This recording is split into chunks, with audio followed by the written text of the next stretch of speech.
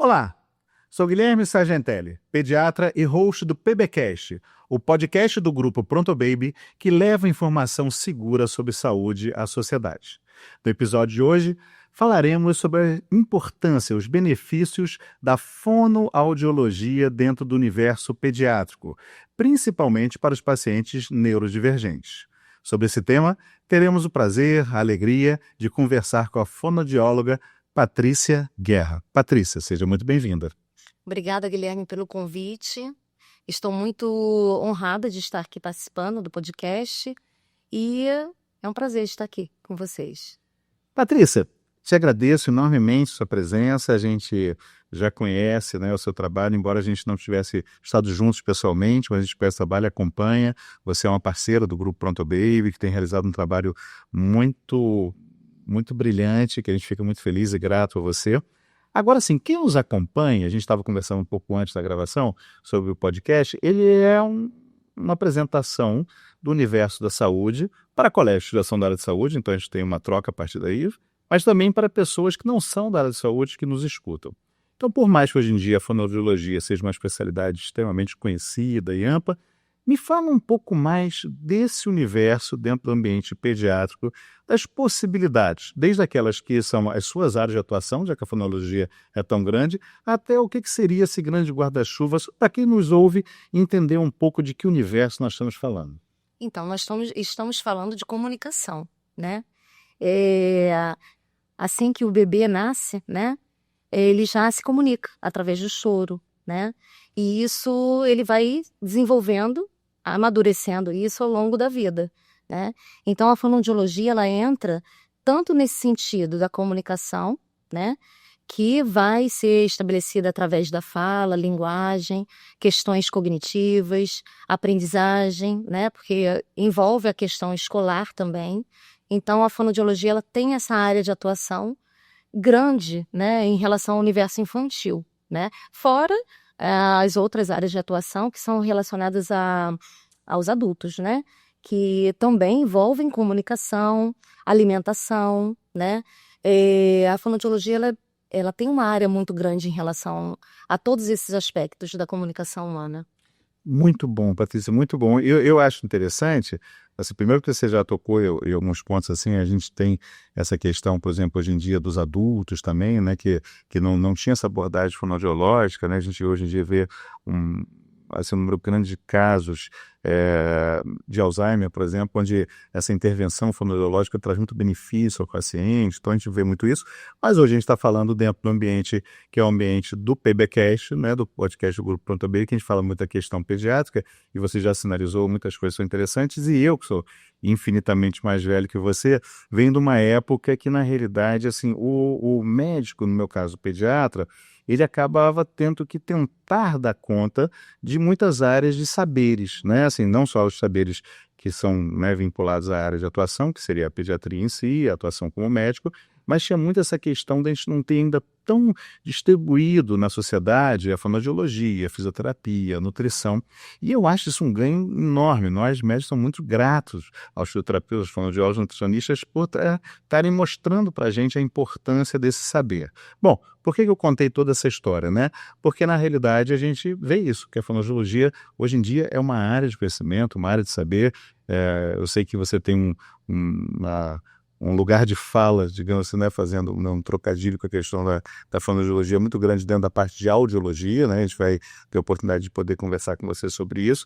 Mas onde eu queria chegar e falar que, ao mesmo tempo, dentro dessas possibilidades, e eu na apresentação do podcast falei, tem a questão do desafio da neurodiversidade, que a gente cada vez mais está oferecendo mais qualidade a esses pacientes no atendimento. Então, o que você acha que a fonoaudiologia, para esse universo específico, que já é um recorte dentro da pediatria, pode oferecer e o que a gente tem a mais para poder estar apresentando às pessoas que nos acompanham sobre a intervenção da fonoaudiologia dentro da neurodiversidade? Então, hoje, né, nós temos um crescimento, né, da questão do autismo, né?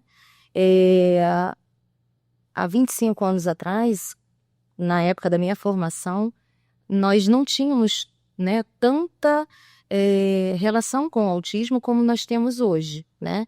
E o autismo, ele vem para nos mostrar que essa questão da comunicação, ela precisa ser estabelecida, né? Porque o autista, muitas das vezes, o diagnóstico vem com atraso de fala, né? E esse atraso de fala ele pode estar relacionado com outras situações, né? Envolvendo a fonoaudiologia, que no caso é a audição. Eu posso ter um paciente com problemas auditivos, né? E também autista, né? Só que nós temos que ter um diagnóstico diferencial nesse primeiro momento para que nós possamos intervir no diagnóstico de forma a modificar alguns protocolos relacionados ao tratamento, né? Tanto na relação medicamentosa quanto terapêutica também, né? Porque isso envolve, na parte do diagnóstico diferencial, nós estabelecermos o que é uma comorbidade associada a essa situação do autismo, para que esse planejamento terapêutico, médico, ele possa ter um prognóstico melhor lá no futuro dele, né? Não, muito bom, acho que foi muito esclarecedora, Patrícia. Mas aí, eu queria, assim, né, eu fico pensando o que a gente pode estar falando, justamente para quem nos ouve, de que intervenções efetivamente que a gente está falando, principalmente na tua área, que intervenções e acompanhamentos são esses que a gente pode propor, o que a gente percebeu, você, já que você usou, né, a sua própria esteira profissional de tempo, né, assim, o que você vê que nesses 25 anos que você já atua na área, o que hoje em dia evoluiu, o que você está vendo assim, e quais são essas intervenções e acompanhamentos que você chamaria de mais frequentes e tal, que pode ser oferecido ao paciente? Como eu faço, né, o exame Bera com sedação, né, eu tenho um número grande de pacientes, né, que têm alguma relação com a audição, né? E com relação a essa situação do atraso de fala, que pode envolver várias situações nos neurodiversos, né? E eu vejo também uma grande situação relacionada à idade, né? Muitos pacientes chegam para a gente de forma tardia para avaliar, né, a audição. E quando nós nos deparamos com esses pacientes já têm um diagnóstico antecedendo a avaliação auditiva. Então, esses pacientes, por exemplo, existem casos de pacientes que chegam para fazer o Bera ou uma audiometria, né, no consultório, e esse paciente ele já tem um diagnóstico fechado do autismo, né? E quando nós vamos realizar essa primeira avaliação auditiva, encontramos uma perda auditiva. E essa perda auditiva, a gente não sabe em que momento ela pode ter acontecido, né? Às vezes esse paciente não faz a triagem auditiva neonatal, né? E aí fica perdido lá aquela janela de tempo, né? Do início da vida dele até os 2 anos de idade, que é um momento crucial para o desenvolvimento de fala, né? E linguagem, né? Porque o nosso cérebro ele tem uma relação de neuroplasticidade muito importante, né? Com relação a esse ganho que o paciente vai ter em relação à fala, se ele tiver uma perda auditiva, porque a gente vai ter uma ativação neuronal ineficiente, e isso faz com que o paciente ele tenha mais dificuldades, né? Mesmo ele tendo o autismo, se ele tiver a perda auditiva, os sintomas, os sinais, eles vão aumentando. Muito bom, Patrícia. E aí é interessante que aí você falando isso, eu fiquei aqui, eu sempre, né, fico fazendo esse exercício como host de ouvir os entrevistados e aprender com vocês e tentar acompanhar, né, esse raciocínio clínico. Uma coisa que eu achei interessante, que tinha a ver com uma coisa que eu queria perguntar, e que tem a ver com tudo que a gente conversou no início, falando essa questão de que, como hoje em dia os saberes são complementares, como os saberes dominam áreas tão vastas, né? Não é mais como um profissional, né? Você mesmo está usando o exemplo dentro da fonoaudiologia, você domina mais uma área, porque ela também já é muito grande, né? E isso acontece com todos nós, profissionais de saúde, né? A gente estava falando antes a questão do médico, né? Você fala que a pessoa é médico, mas o que de especialidade, né? Tem especialidades que você vai dominar que é a sua, outras que você tem até uma impressão geral por ser um profissional graduado naquela área, mas você não tem os detalhes, então eu acho interessante. E aí eu te pergunto, qual é a importância, então, para o benefício desse paciente, dessa abordagem multi-interdisciplinar, né? O que essa abordagem traz de ganhos para esse paciente e o que na realidade a gente deve orientar as famílias, porque a gente está falando sempre de um paciente, mas um paciente que está num contexto familiar, né? O que a família deveria observar, com quem ela troca a primeira figurinha, você falou essa questão do atendimento tardio, né? Certamente, né, antes do fonoaudiólogo ter um contato com esse paciente, teve um médico que o viu antes, um pediatra que viu essa criança, então, como que funciona essa engrenagem, né? O que você acha que é interessante? Eu acho que a coisa vai muito, assim, além, né, do que os pais, né, observarem o desenvolvimento dessa criança que tem alguma coisa errada, né? Eu acho que começa lá na gestação, né? Porque um pré-natal, né, eficiente, né, que às vezes nós temos algumas situações envolvendo no pré-natal dessa mãe que vai repercutir na questão do desenvolvimento dessa criança depois do nascimento, como alguns vírus, principalmente o citomegalovírus, que ainda é uma coisa que não é tão divulgado, né, acredito assim, porque muitas crianças chegam com essa situação do citomegalovírus e isso poderia ser feito lá no pré-natal, né? Esse tratamento ele deve ser iniciado quanto antes, né? E na questão do nascimento, o teste da orelhinha, né? Porque é lei isso, é uma lei federal, né? E ele deve ser levado muito a sério. E eu vejo muitas crianças que, por exemplo, chegam no consultório com 4 meses e não fizeram o primeiro teste, porque esse teste deve ser feito até o primeiro mês de vida, né? E assim, isso falta orientação no momento que essa criança nasce, porque é importante ter um profissional fonoaudiólogo orientando esses pais na maternidade. A orientação ela é a base de tudo, né? E dentro da pediatria também, né? Porque isso deve ser uma coisa que não pode ser menosprezada. Aquela criança às vezes nasceu bem, nasceu com um apigar maravilhoso, foi para casa, não fez o teste da orelhinha, mas acontece que existem malformações, né, de orelha que a gente não tem como adivinhar, aquele rostinho bonito, né, que nasce tudo perfeitinho, e às vezes aparece ali uma questão auditiva que não foi vista. E isso só vai ser verificado ao longo do desenvolvimento dessa criança. E acompanhar os marcos do desenvolvimento é uma situação também muito importante. A gente precisa entender que alguns atrasos, eles são significativos na vida desse paciente. Excelente. Excelente, Patrícia. E eu achei interessante porque, de novo, na sequência do que a gente falou, as perguntas, etapas que vão sucedendo, né? Com essa tua fala, que eu concordo plenamente, né? E como pediatra eu acho uma relevância enorme, você sinalizou alguns pontos, né, do pré-natal, do acompanhamento, do teste da orelhinha, coisas que são fundamentais, que fazem parte, né, de um quebra-cabeça importante, com vários personagens profissionais dentro dessa realidade também. Também, então, a gente chama atenção para a relevância de que as estruturas de saúde sejam bem estruturadas, né, que a gente esteja instituições bem estruturadas e que eles possam proporcionar programas. A gente estava agora recentemente conversando também de um programa do Grupo Pronto Baby, que é o Sorriso Especial, que você está diretamente engajada. Qual a importância de que as instituições de saúde possam promover que elas estejam bem estruturadas para o acolhimento e que elas possam promover esses programas que oferecem esse tipo de qualidade e orientação e boa informação, como você disse? Qual a importância da gente ter esses programas? A importância desses programas relacionados à neurodiversidade é buscar lá naquele primeiro momento, né, o que está acontecendo com aquela criança, né? A orientação, ela é principal e a gente saber do que está falando, né? Porque a gente tem que entender a criança num contexto geral, né? Ela está apresentando lá um atraso de fala, né? Ela tem uma otite frequente, né? Essa criança, ela teve exposição a determinados vírus, né? Então, assim, uma equipe multidisciplinar envolvida num projeto, né, relacionado a algumas instituições, elas precisam estar unidas, né?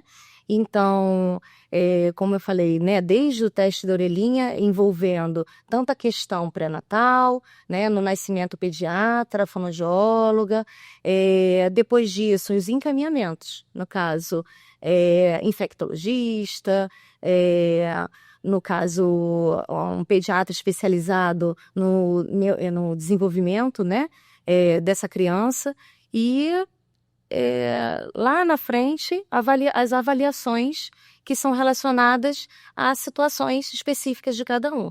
Dentre elas, uma avaliação auditiva na idade certa, né? O encaminhamento para o BERA quando necessário, né? Nem sempre tudo se resume ao BERA. Nós temos um boom muito frequente, assim, que eu tenho visto, que hoje em dia os encaminhamentos eles antecedem alguns outros exames, como, por exemplo, já encaminha direto BERA, mas poderia ter feito uma audiometria, uma timpanometria, que é um exame que vai determinar como que é o comportamento auditivo dessa criança, né? Porque o profissional que faz esse exame, ele sabe como abordar isso, né? Muitas crianças vão chegar lá no consultório e não vão conseguir fazer uma audiometria como uma outra vai conseguir fazer, que é levantar a mãozinha e responder ao estímulo. Mas existem técnicas voltadas para isso, que é a audiometria de reforço visual, a audiometria comportamental, que é para ver a localização sonora, né? Se essa criança responde a ordem de fala, se essa criança reconhece alguns sons que a gente diz na nossa área de atuação, que são os sons de Ling, né? Como que é o comportamento dessa criança no ambiente auditivo. E isso pode, assim, mostrar pra gente muita coisa, não só em relação à audição, mas como que é a linguagem, como que essa criança se comunica, né? Lá no início eu falei, a fonoaudiologia é comunicação, né? Então nós temos que ter essa abordagem voltada para a comunicação no geral. Você fez uma costura excelente, uma costura excelente, você trouxe todos os pontos, a gente juntou esse quebra-cabeça, eu gostei muito. E aí eu estava pensando aqui uma coisa muito interessante, porque a gente tem uma brincadeira para quem gosta de futebol, no jargão futebolístico a gente fala, esse é jogo grande, chama fulano que ele resolve, isso aqui é hora de bater o pênalti, chama fulano que ele resolve e tal. Usando essa brincadeira, tá assim, em que momento, dentro de entender tudo isso, e que para o paciente de uma forma geral, mas também o paciente neurodivergente, a gente chama o fonoaudiólogo que é a hora? Quer dizer, a brincadeira e a pergunta que eu quero lhe fazer você já falou ao longo de toda a tua exposição, vários momentos e vários pontos fundamentais da especialidade, mas assim, onde que então a gente sinaliza para essa família, olha, é a hora de você começar com o seu pediatra que ele tem que ter, o que você possa procurar, o que o serviço, onde que você hoje em dia olharia e gostaria de falar para quem nos ouve assim, pense sempre no fonoaudiólogo com carinho nesse momento. Aí eu já entro mais nessa parte dos marcos de desenvolvimento, né? A criança, ela tem que balbuciar, né? Ela tem que já falar as primeiras palavrinhas, né? Existe um tempo para cada criança, mas esse tempo, ele deve ser avaliado a cada consulta, né? Porque as consultas com o pediatra, elas são de rotina, né? Então, nessa rotina, sempre buscar como que está a comunicação dessa criança. Se tiver alguma coisinha ali que acha que está num atraso assim, significativo, que às vezes a gente fica muito preocupado com peso e altura, né? Peso e altura, se está andando, se está sentando, mas às vezes esquece dessa questão comunicativa. E eu acho que isso é importante, né? Nesse momento, a gente focar e ver. Quem trata disso é o fonoaudiólogo. Então, encaminhamento para o fonoaudiólogo, ele acontece nessa abordagem na hora da consulta. Patrícia, está perfeita, dá uma delícia a nossa conversa, a gente poderia se estender muito mais, mas a gente tem um formato de tempo para a gente poder ver, então a gente está agora próximo do final, e aí quando chega o final, eu sempre faço uma brincadeira com os entrevistados, que eu digo, me fale agora aquilo que eu esqueci de te perguntar. Então, na realidade, esse é o momento que não só eu quero mais uma vez, em nome do grupo, eu também agradecer a sua presença, agradecer o seu trabalho, mas deixar aberto para você poder falar qualquer coisa que eu esqueci de lhe perguntar, ou que você acha importante, ou que você gostaria de reafirmar dentro daquilo que você já disse. Então, nós conversamos aqui, assim, acabamos, né, fazendo uma coisa bem, um resumão, né? Porque é muita coisa a se falar, né? Eu gostaria de falar sobre essa situação que a gente vive hoje em relação à avaliação auditiva, né? Que ela é importante. O trabalho que a gente faz aqui no hospital é o BERA com sedação, né? Esse BERA com sedação, ele é necessário para os neurodivergentes, né? Por quê? Porque são exames que a criança ela tem que ficar parada. Ela não pode se movimentar durante o exame. Então entra a sedação nesse sentido. E a sedação que a gente faz aqui é uma sedação com segurança, com muita responsabilidade, porque é feito com médico anestesista, né? Onde nós vamos monitorar essa criança o tempo todo. Os pais às vezes ficam com medo, né? Quando se fala em sedação. Mas assim, nós sempre tranquilizamos que fazendo o jejum corretamente, né? Essa criança estando no estado de saúde 100%, vamos dizer assim, né? Essa criança ela está apta a fazer o exame com sedação com segurança. Então, assim, o nosso trabalho aqui é baseado nisso, né? Na segurança e dar tranquilidade para os pais de que seus filhos vão entrar para um exame eletivo e vão sair bem desse exame, né?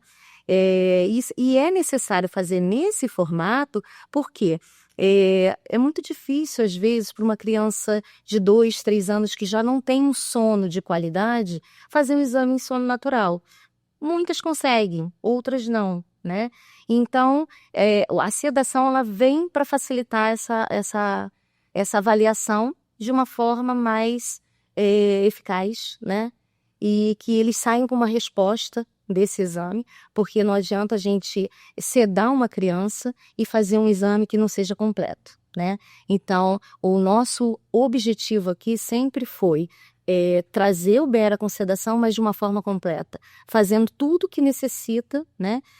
Quando a gente faz esse tipo de exame. Para quem é profissional sabe, via aérea, via óssea, a gente avaliar a criança para entregar esse diagnóstico, entregar ao médico otorrinolaringologista para fazer um tratamento adequado para esse paciente. Patrícia, mais uma vez, muito obrigado. Nada. Obrigada a você. E assim, chegamos ao fim de mais um episódio do PBcast, falando sobre a relevância da fonoaudiologia dentro do ambiente pediátrico, principalmente para os pacientes neurodivergentes. Tivemos a presença da fonoaudióloga Patrícia Guerra. Muito obrigado, nos acompanhe nas redes.